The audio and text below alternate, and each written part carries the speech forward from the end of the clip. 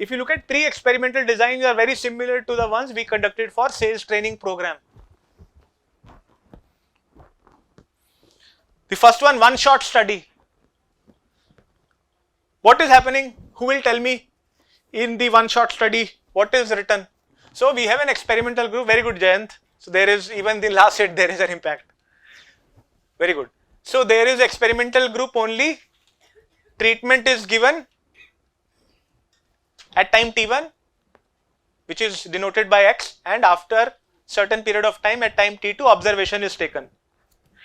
And what I have written below in red color, this is what will be the confounding or external variables that disturb the internal validity, that would not allow us to conclude that x is a cause of y, because their impact is also coming. History, HS, MA is maturity, SB is selection bias, MO is mortality. All these have impact in addition to X having impact on the observation. It is simply saying you gave the treatment and then you noted down the Y variable.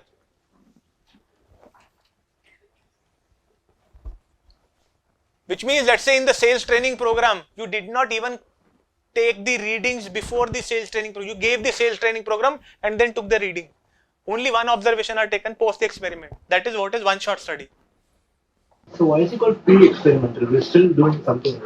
It is not pre-experimental means we are not doing randomization, we are not doing matching of units, we are not doing randomization, we are not using control group. They are not the true way of conducting experiments.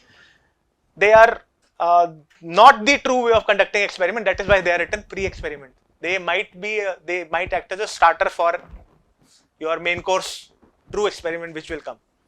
So this is just to get you started. Why we conduct one shot study? Because sometimes this context, our situations are such that we cannot have multiple groups and we cannot have pre and post. In real life, when we have to conduct experiments, we do not have the time, resources for having multiple groups sometimes and taking pre and post readings. So there we have to be satisfied with the one shot study. We have done one shot study for a chatbot particular experiment. But the results, yes, the results, you cannot confidently say that y is because of x. In one shot study, that problem is there.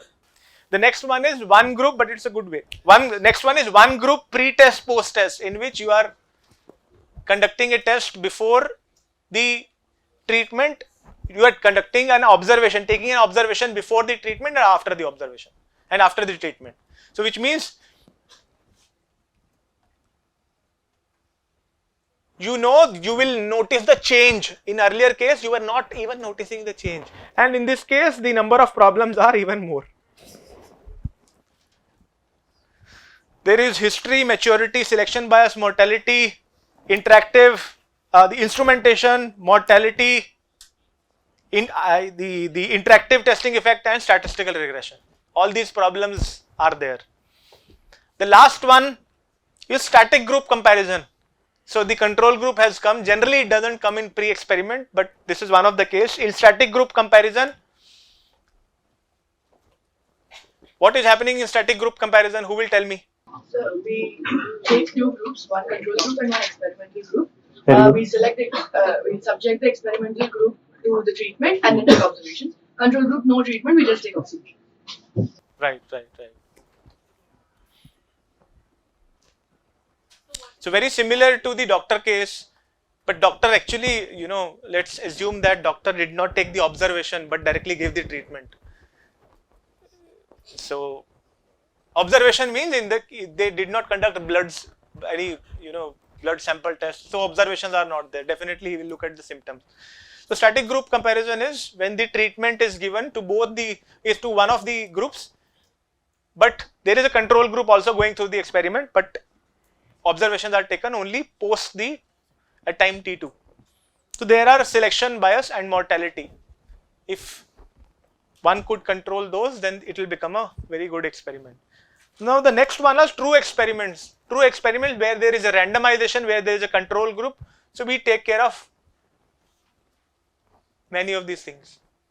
Just wanted to highlight one aspect. Let's say we are doing this one group pre-test, post-test. We have observations before and after. Let's say there are 25 people. You have observation before the experiment and after the experiment. You have 25 observations. What statistical test you will use here to see whether there is a significant impact, truly whether there is an impact of x1, although there are so many confounding variables, but just to see whether the change in the observations is substantial, what statistical test you will use? You have 25 observations from the same people who went through the experiment, O1 and O2. Same people, pre-experiment, post-experiment. What statistical test you will use to see whether there is a significant change in the y variable post the experiment? You have pre and post. Paired t-test, very good. So you will use paired t-test. We will learn about these tests, but it was very important to tell you because I am telling you experiment, but once you have data, how you will analyze the data? You should also know how to analyze the data. Simply you have to use paired sample t-test. When paired sample we use, when the respondents are same, pre and post. For the same respondent you are looking at their two readings, but if the respondents would be, let's say when we conduct for two different genders, we take reading on some metric variable, then we use independent sample t-test. In this case we are, so you should also not only know how to conduct the experiment, but how to actually, once you have readings, you should also know what is the right test to do. Mortality. Oh sorry, MT is, MA is maturity, main testing effect, sorry. Main testing effect, I is instrumentation, IT is interactive testing effect, SR is statistical regression. So true experimental designs, there is randomization of not only the respondents but also of the groups, and this is pre-test, post-test control group where only interactive testing effect will be there, which is a problem, otherwise there is no. History is not there. See, what you are doing is, control group is also going through same events that would happen during the course of experiment that are happening with the experimental group. So what you are doing is, you are not only taking the observations for experimental group, but you are also taking the observation for control group. If let's say some event would have happened here, it would impact both O2 and O4. Now you are O4 minus O3 when you are doing, and O2 minus O1, and you are using this particular for the total effect. T is total effect. You are taking care of maturity of history and many other effects.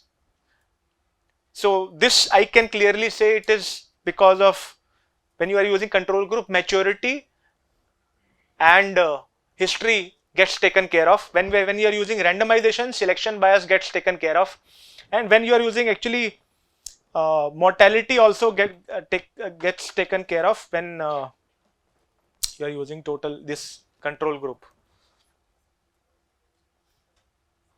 Is it? That's what is it? Mortality. Let's say if some people leave the experiment in the experimental group, but do not leave, the mortality would not be taken care of through the inclusion of control group. So maturity will be taken care of. Selection bias is taken care of because of randomization. Main testing effect will be taken care of because both are being told they are participating in the experiment. So which one you are saying? Which mortality? One way of regression towards the mean, that is taken care of. In both, because when you do randomization, So you do not only select people at the extremes. The idea is it would be spread over both the mortality. One ways to control is to make sure that you conduct the experiment with people who would not leave the experiment. Because in this way, if in the experimental group they leave, in the control group they don't leave. So the numbers would be different. So there will be still some problem. So mortality, one way is that you if you are conducting, let's say, an experiment which is for an hour, you are wanting people to come to a facility, showing them ads. Very less likelihood that some person will go in between and or will leave the experiment and so on. But if you are conducting a longer term experiment, 2 months, 3 months, there is likelihood. Or we can just increase the sample size. That is one way of increasing the sample size. But let's say if somebody doesn't leave, so it will be over representing. That problem also comes. But these are very, very small problems. One could actually have a little more sample size with the expectation that somebody leave. But small minor differences would be not be a big problem. If there is a size of 50 people and if one leaves, then there might not be any noticeable. Yeah, it will be very less, but whatever small will be there, it will show up in Y. So this is another true experimental design. This is post-test only control group. It has selection bias and mortality.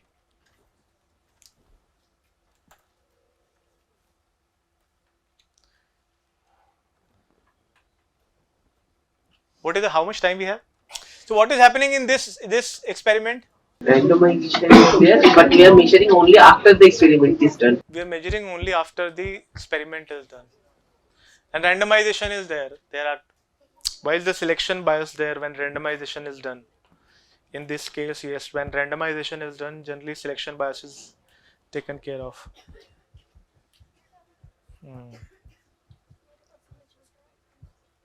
Mortality is here because if experimental group somebody leaves the experiment. Selection bias should not come here. It might be, there has to be something else, because selection bias would only happen if you do not randomly select or randomly assign people to different groups. It may not be there. I think it is might be a mistake, but just check it whether it will still be there. This will be there. Both are different. Previous one. And this one. I mean, sir, experimental group and control group are different. Yes, both are different. So how the selection bias would come? Because both are representing two different things, right? The selection criteria which we may be using single random sampling over there, and down there may be using another sampling. No, the idea is so once we have the group, we randomly allocate them to two different groups as well as randomly allocate the experimental and control group to them. Both randomization is there. So the idea of selection bias would not be here when we do randomization, but that is one of the question. I think it should not be there, but just check it. Just check it, maybe in your textbook, just check it whether there is a chance for statistical bias, because when randomization we do both randomization in terms of allocation of sample to different groups and allocating the experimental and control group also randomly, this selection bias should not appear. So maybe it could be because how we are randomizing or what system or instrument we are using. It would be based on that selection bias. Possible. We'll check. You people check it and tell me. The idea is when we select people, we try to select people who have similar sort of background on their demographics. So you select 30 who have similar sort of background in their demographics, and then you randomly allocate. You do not select or similar sort of background on the variables that are central to that topic.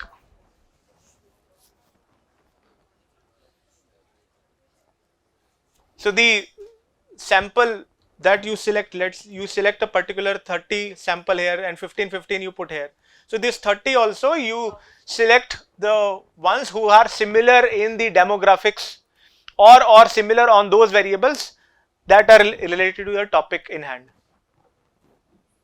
Because we cannot, 30 random people walking on the road, 30 people we select, not like this. 30 people who have similar sort of demographics, at least. The next one is quasi-experimental design. Now they are not the true experimental designs. True experimental is the best form of experimental design where we use randomization, control group, and what else we can, mainly we use randomization and control group, and even test units matching also we use in we could use in true experiments. But quasi-experiment are different from true experiments. One is quasi-experiment, we say quasi-experiment, which means they are not true experimental designs because of certain limitations in not able to do it in a true experimental way, but they are more generally field-based experiments. Field-based experiments, it's very difficult to control all the extraneous variables, but when we try to conduct experiments in a field setting, we end up doing quasi-experiment. What is a quasi-experiment now? One is, in quasi-experiment, there is no randomization of test unit.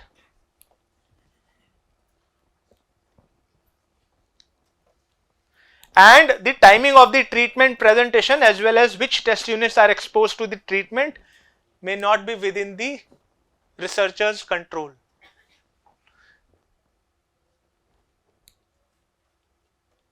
The timing of the treatment, at what time you will give the treatment, and which test units will be exposed to the treatment at that time, that is not within your control.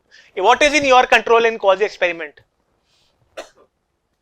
Who are the test units who will be exposed to the treatments, and when the treatments, even when the treatments will be given is not under your, when the treatments are given and when the test units will be exposed to the treatment, this is not under your control. Neither is the randomization possible. So what is possible is on whom the treatments will be given and when you will take the observation. These two are under your control. Now what is the use of such a design when nothing is under my control, right? So in quasi-experiment, this generally done in field. So what is under your control and what is not under your control?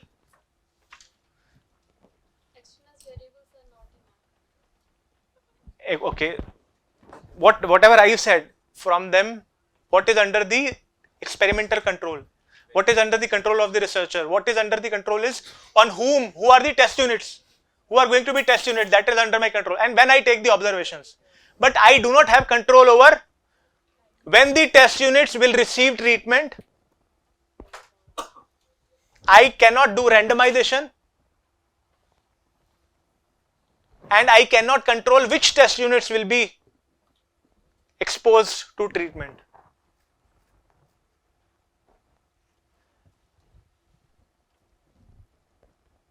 And you see in this there is time series design, which means I take multiple observations before and after the treatment. Now what is the use of such when there is many things that is not under the control?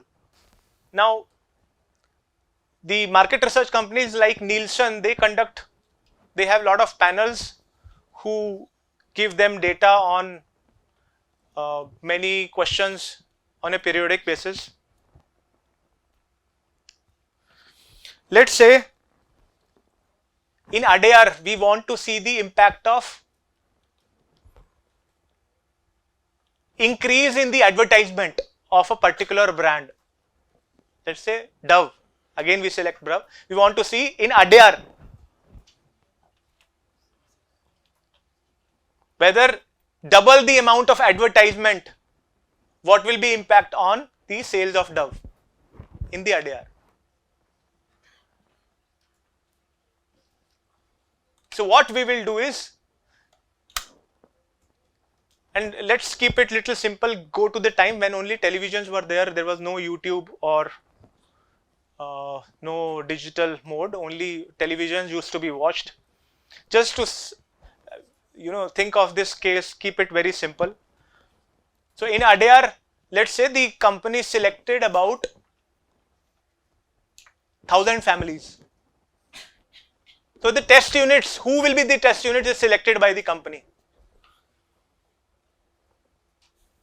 right? Who will be the test units selected by company? But I cannot, but there is no randomization. These test units are there. I am not running first of all any control group, and I am not selecting these families randomly. I am selecting them based upon their availability for participating. Somebody who volunteers to participate in this experiment, I selected them. There is no randomization. Now from those families, observations are taken, let's say every 2 weeks, O1, O2, O3, O4, O5, observations related to purchase of a purchase in a soap category. The Dove brand soap, we want to see double the amount of advertisement, what will be the impact? Dove advertisements are running as it is, in whatever frequency it is running, and the observations are taken from 1,000 families. O1, the interval is 2 weeks.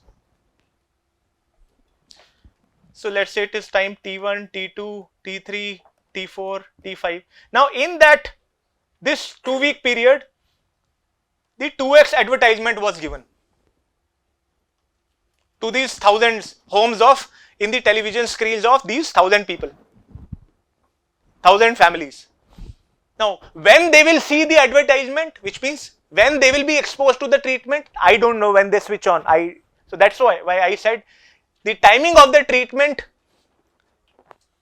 when the channel will run the advertisement, it is not under my control.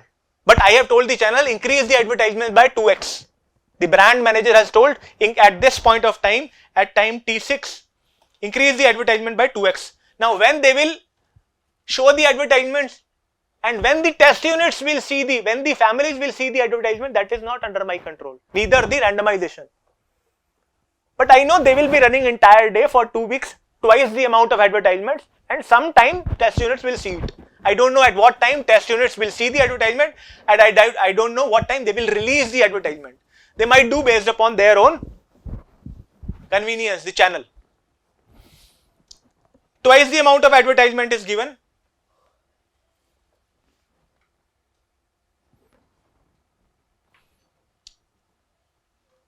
In this time,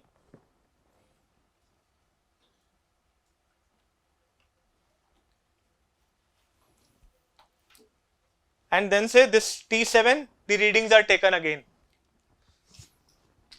And in this period, then again X level of advertisement continues, same as the before. Here I put only 2x. Then observations are taken T8, T9, T10, T11. Now you have multiple observations in this case. So you would want to see at this point of time in these 2 weeks when you conducted twice the amount of advertisement, what is the impact on sales and how long this impact will be there. After these 2 weeks, you are again bringing the advertisement back to X level. So you will be able to see the changes in the sales. This is an example of quasi-experimental design, which you conduct in field when you don't know when your respondents will see the advertisement,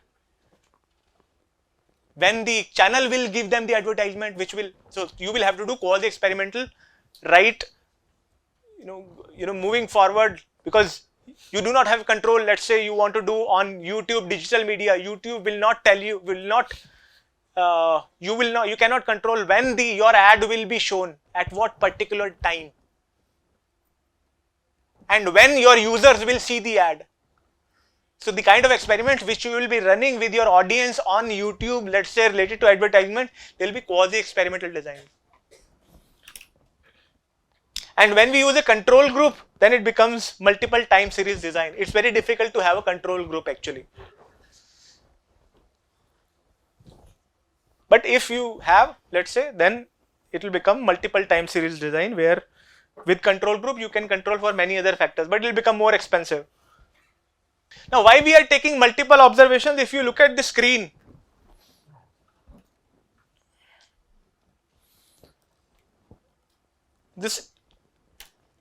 when we are conducting this time series design, multiple observations are taken before and multiple observations are taken after, and treatment is given in between. What is happening in A, B, C, D, E? In A, post treatment, the effect is there and it is sustaining. You have an increase. In A, if you look at A, there was a certain level of observations, and after the treatment, the observations level went up immediately and are there still. In B, what is happening? The impact is there just the next 2 weeks of the increase in advertisement, but it came back to the same. So the duration by which the effect can be sustained can be known through multiple observations. If you look at C, in C what is happening? Immediately after the X treatment is given, the effect is not noticed, but it is noted after, in the 3rd and 4th week, after a delay. So delayed effect can be noted down through multiple observations. In D, if you look at D, if you look at D, trend of D, and you take only the immediate observations, pre and post, what you will conclude? Increase. But what is happening? It is increasing on its own. This trend is like that, it is not because of D. So that is why we take multiple observations. So field experiments generally are good when we do with multiple observations and in a quasi-experimental way. Okay, so I will not discuss more about the experiments now. I will share the slides and the textbook, please read, because the initiation into this experimental design I wanted to give you so that you develop your own interest and carry on with that. It is not easy to conduct experiment, but if you develop your skill, there is nothing like that. So thank you everybody. We'll meet in the next class.